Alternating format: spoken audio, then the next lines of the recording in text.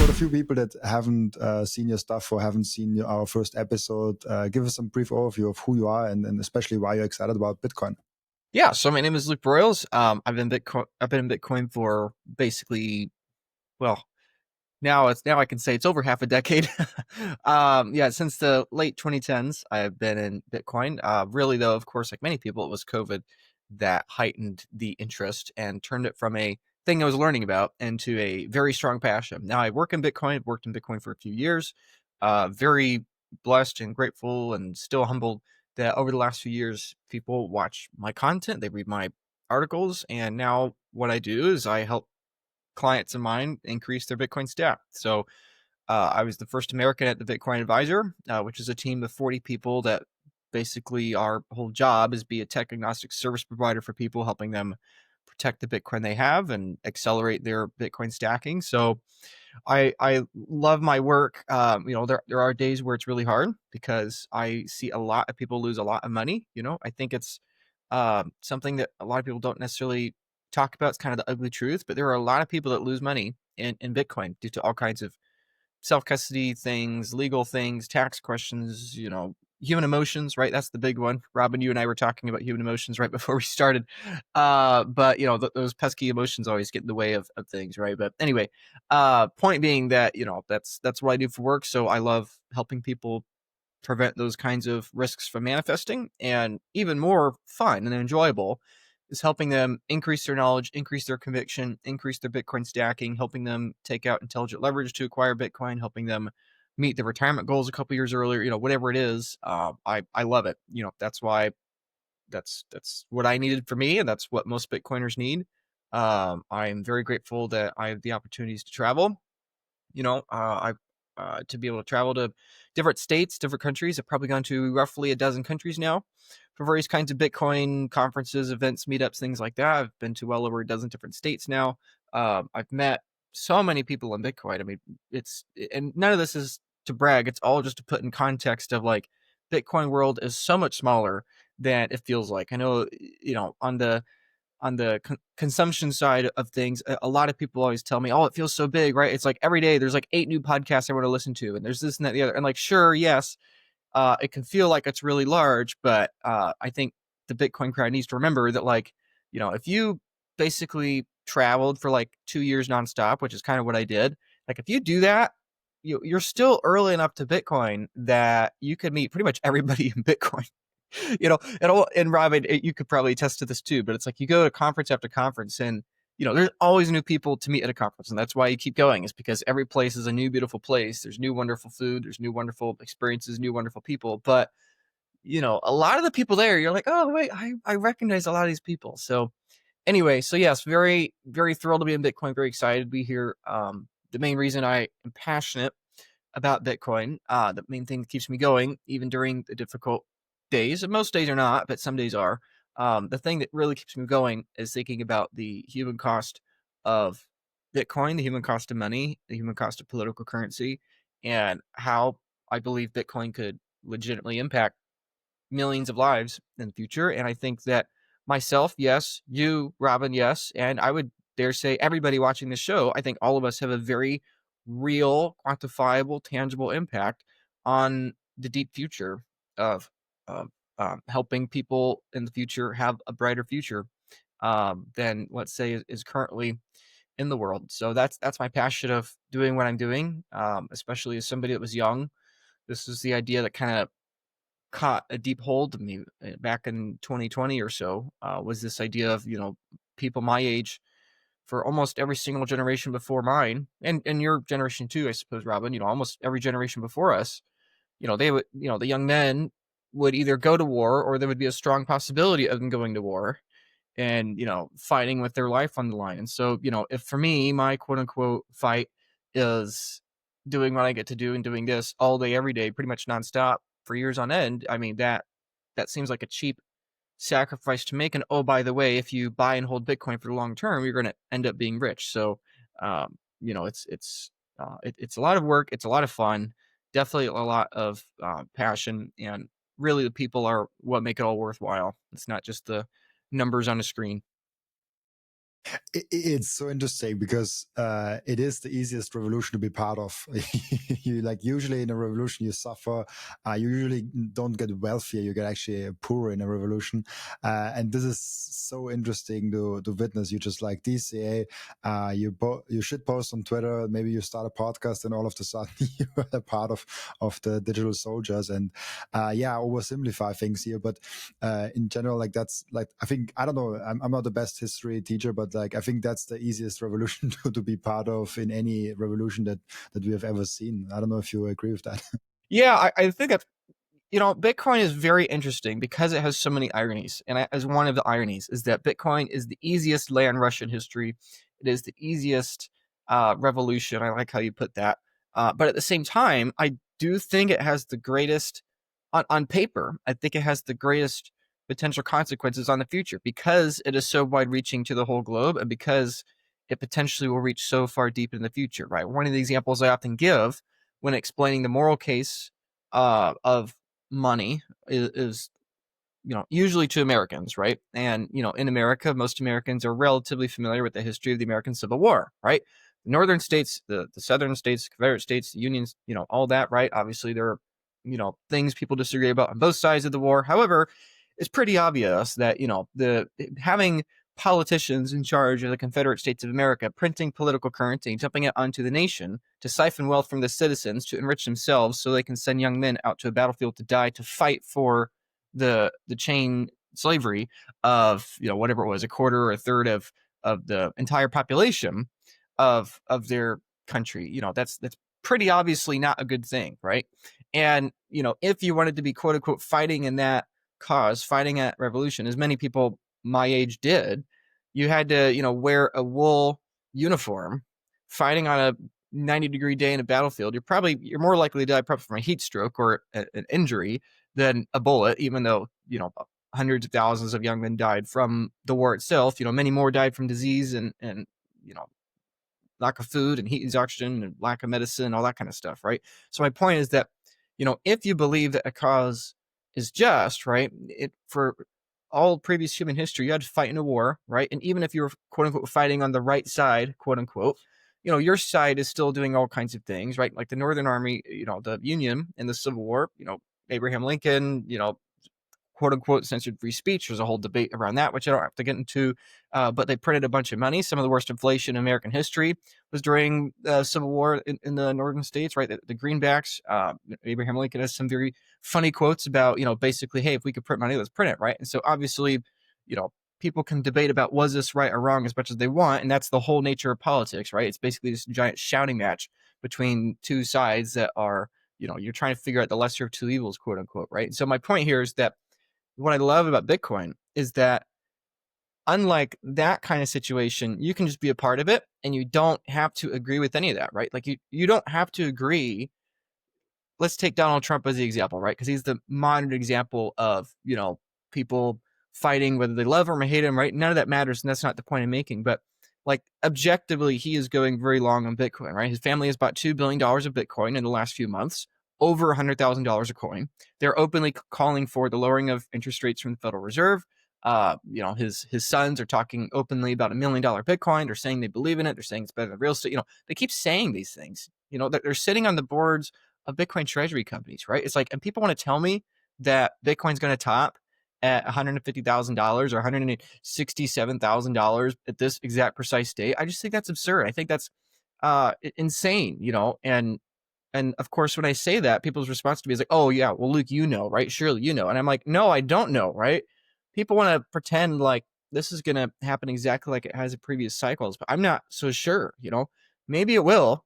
Maybe this is the exact narrative that marks a top a few months from now, maybe. But people, I think, are clinging way too tightly to the patterns they like to see or read through the tea leaves of the past. And the point here, the beauty with Bitcoin and why this time I think could be different with the cycles is that it's already different when compared to previous historical cycles, right? If you wanted to fight in a cause that you believed was just hundreds of years ago, you had to align yourself with the politician that was quote unquote the lesser of two evils and fight their wars and risk your own life on the line, right? And maybe that will be in vain because of some, miscalculation from some general above you whom you will never meet and who will never know your name. Or maybe it won't be in vain, but still it's a very expensive cost to win the war, proverbially speaking, right? But with Bitcoin, you don't have to do that, right? I don't have to morally align myself with Trump to be able to fight on this orange front line that is Bitcoin, right? I don't have to morally align myself with the people that are anti-Trump, right? Like for me, I'm a Christian, as you probably remember and know, Robin, and as probably a lot of people watching know, and as a Christian, Bitcoin is the one political movement, let's say, that I feel comfortable aligning myself to, right? As a Christian, I believe that the actual things that matter are not of this earth, but beyond this earth, right? Like to me, that's where my real heart and passion is, right? And I've never been interested in politics really before Bitcoin. Obviously, I've been aware of them happening, but I've never had the desire to align myself with any political regime on this planet, because that's not the real victor, right? Everyone was expecting Jesus Christ to be a political revolutionary, but he wasn't, right? And but the thing with Bitcoin that's different is that yes, it's an apolitical system, and that's part of what makes it so beautiful. But being apolitical is a political view. It is a political opinion, right? Anarchy is a view on government, even though it's about, the lack of government, right? And so anyway, that's the irony, I think, with Bitcoin, is that on one hand, it is the easiest revolution for me as somebody that doesn't like aligning with political, movements. It's the easiest. For me, it's the only political movement I can have any passion of aligning myself with, because it's the one where I don't have to rely on having a lesser of two evils problem and, being aligned with that, right? So that makes it really easy. But on the other hand, I think the irony and the flip side is that I think the potential cost is much higher, right? So let's take the Civil War example again, right? There were whatever 4.5 million or so enslaved people in the Confederate States that people were fighting over their freedom, right? So if you are somebody in the Confederate States that's hoarding your monetary energy in Confederate political currency units, you are effectively giving those pieces of paper monetary premium. Some politician is stealing that monetary premium from you and redistributing it so that they can keep the regime going, right? Like, this is maybe a strong example, but the same thing's true in countries today or tyrannies like North Korea, right? If you are in North Korea and you are hoarding the political currency of your, given overlords or dictators or whatever, right? Or pick your country. The example does, the name doesn't matter, right? Like, shouldn't it be your moral duty to dump those political currency tokens, because you're effectively hampering the ability for those politicians to perpetuate their violence, but you're not rebelling, quote unquote, against the state. You're not running into the Capitol with pitchforks, killing people in the process, right? Because of course, then that becomes a political thing, and probably the revolutionaries have their own moral failings, right? And so then you get into this whole lesser two evils thing. Oftentimes, the people that take over, the ones in charge, are just as evil as the ones that were in there before. We've seen this unfold hundreds of times in human history, right? And so it's basically the easiest way to take a stand and make it difficult for evil and death and war to be monetized at an industrial scale. But at the same time, I think the impact is much larger, right? And this is one of the reasons why I always talk about how we have less in common with the near future and the ancient past, is because sure, that you can view that as an optimistic thing, and it is, right? The best technologies are probably in the future, not in the present or the past, obviously. But the other thing too is that probably the greatest tragedies are in front of us, not behind us, right? Millions of people were enslaved in the southern states in America, tens of millions of people over the Atlantic slave trade over the course of centuries, right? But the potential enslavement of people in the future is inherently far greater than the past, right? There are more people enslaved today in the mid 2020s than there were in the 1820s, right? Obviously per capita, the number is smaller today than it was in the past, but on a purely nominal basis, the number is higher, right? Like right now, there are more people enslaved, right? There are more people in sex slavery than ever before in history. There are more alcoholics now than ever in history, right? Whether you want to talk about depression and suicide, whether you want to talk about financial slavery, right? Often Bitcoiners are a bit hyperbolic when they talk about financial slavery. I'm not saying they're wrong, but like, hey, you're free to exit. You can go to Bitcoin anytime you want, right? But anyway, all I have to say is that I think no matter how you slice it over the next 50 years or so, like this whole Bitcoin versus fiat, this Bitcoin versus political currency discussion. Sure, it's about Bitcoin going to $50 million a coin. And sure, you're going to be able to retire on 0.01 Bitcoin. Sure, all those things are true. But I think the real reason why somebody like myself or like you, Robin, or like many of the people watching this show, I think the real reason why somebody goes from highly allocated in Bitcoin to essentially all in, I think that final push is when they look at it from that human sense and they realize, oh, I'm not going all in Bitcoin because I'm pretty sure it's going to $50 million. I'm all in Bitcoin because I know even if Bitcoin fails, it was the only non morally reprehensible thing to do to align myself with a mission that had the potential to save 50 million, 500 million, I would argue maybe even 5 billion lives over the coming 100 years or so, right? There are going to be 10 billion people alive, let's say 100 years from now, right? Obviously, the first problem is that our society is projected to tip off later in the century, right? Because we're cannibalizing ourselves.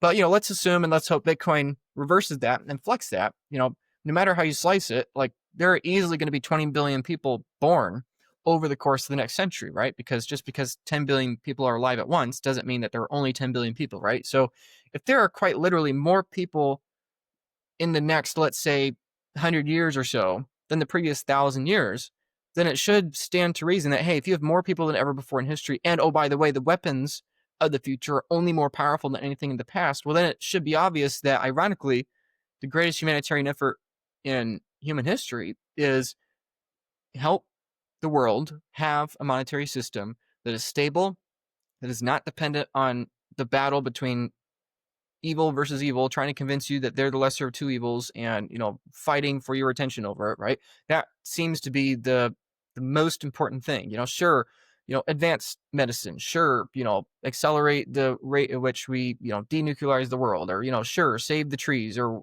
save the penguins, or whatever, right? Like all those things are important, right? And we need all of those things. But the way you can accelerate the speed of all those things having success is by having a more monetary stable world, right? I think, again, going back to my personal story, it was infuriating those first few weeks of the lockdowns during 2020 because the world's poor were not even a question, right?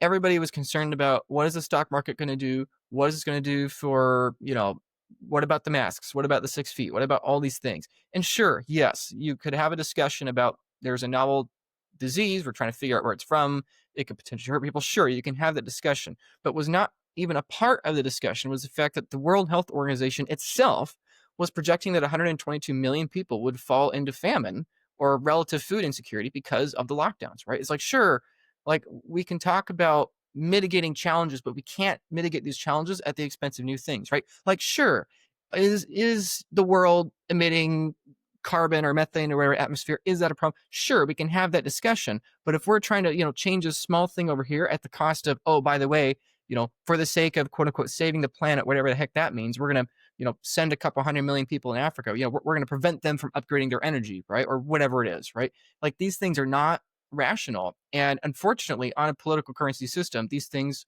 will only continue to accelerate, as everybody watching this probably knows, because if the money itself is information, if the money itself is fraud, then the information everywhere else and the fraud everywhere else has to grow at an annual rate of theft continually, right? If we are essentially living in a global version of the American Confederacy of the 1860s, where we are monetizing and subsidizing a range of government institutions that are harvesting wealth from the world's poorest, giving it to the world's wealthiest for the sake of continuing this war machine, propaganda machine, energy constricting machine, right? And we're using all kinds of fugazi, all kinds of trivial issues and ignoring the large ones, right? And the scary thing to me with human psychology is that it's very easy to focus on the one unknown, but people neglect the things that are right in front of them, right? I meet so many in my work.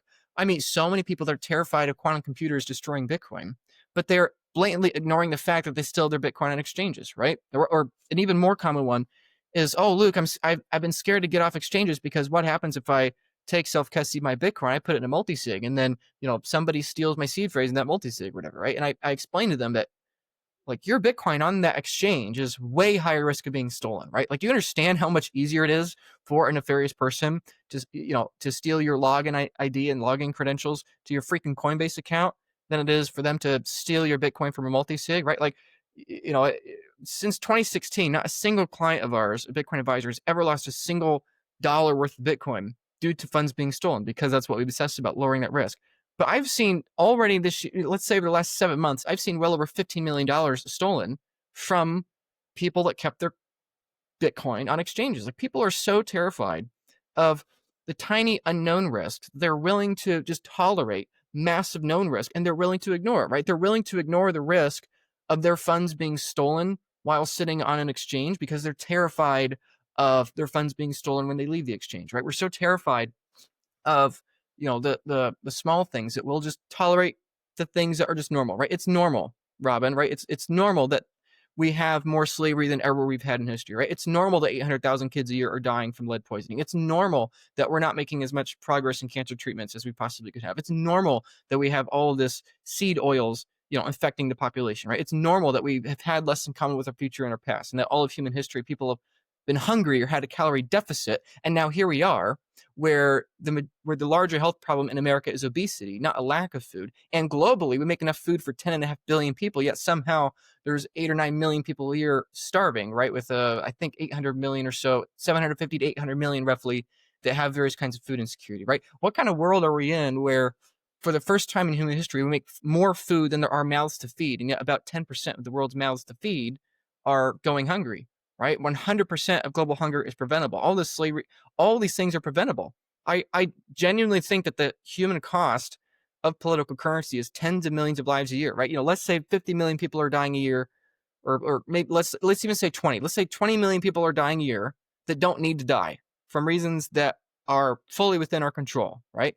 And let's say half of that, Seyr talks about Bitcoin taking half the world, right? We talk about all the time. Okay, let's assume that half of that inefficiency of those 20 million is a result of fraudulent misinformation political currency tokens. Okay, that's 10 million people a year, and people want to tell me Bitcoin's expensive. And sure, in terms of your garbage political currency, it might look expensive, but how many human lives does Bitcoin cost for every single block, right? How much theft is required for Bitcoin to survive? None. No theft is required for Bitcoin to survive, right? Is there a non-zero human cost to Bitcoin? Maybe there is. Maybe I've not found it yet, right? Maybe there is a human cost to Bitcoin using electricity and, whatever, right? Maybe there is, but I really doubt it. I don't know what it is. I've obsessed over this for a long time. I think most Bitcoiners would agree with me, but I know that it's not 10 million people a year, right? And I know that as Bitcoin continues to scale, I know with high confidence that number is not going to grow, right? And so anyway, I'm going on 3 different rants here, but the point being that yes, that's the irony with Bitcoin, is that it is the easiest revolution to join because you don't have to die and bleed on some Virginia battlefield and hope and pray that maybe you had a positive impact on changing a few hundred lives, right? You can just buy sound money, hold that sound money for a long period of time, watch you buy your time back. And quite literally, you're probably going to have a very real impact on 100 lives in the future, right? Robin, you probably have 30, 40, 50,000 followers and subscribers. I've got about that too. Michael Seyr has maybe a couple million fans, right? The Bitcoin subreddit has 7 million people. Seyr has 4 million followers on Twitter, right? There's 4 to 5 million addresses with 0.1 Bitcoin. I don't think you can make a strong case that there are more than 10 million people in Bitcoin right now that are seriously stacking, right? I don't think you can make the case. Maybe you can with 5 million, but you can't with 10 million. Definitely not with 100 million, right? And so if this digital orange war that we're fighting, that's basically World War III, just 30 years in the future, if this war we're fighting potentially could reduce the number of preventable human deaths by roughly 1 billion people over the next 100 years, right? Which is probably conservative, right? I think, if right now the human cost is 10 million a year, and we're looking at 100 years, yeah, that's a billion people, right? And keep in mind that there'll be more people in the future, and as fiat continues to destabilize, the risks of the future grow. Point is that if there are only 1 million people or 10 million people advancing Bitcoin in the world right now, and potentially the second or third order effects of our actions, 80 years from now, is that we prevent some war, we prevent some famine that on its current trajectory right now is going to happen. I think it's totally reasonable to say that quite literally Bitcoiners are not only, making number go up, but in effect, I think we're preventing needless death of human life. Will we be credited for it? No, probably not, right? This podcast will be forgotten in 50 years. Sure. Like, none of this will be credited. And it's not about that. It's never about that. It's about your moral conscience. Thank you for watching this video. This was only a snippet of the podcast. And if you want to watch the full episode and get all of the context of this episode, you can click right here or here. Oh, maybe also here.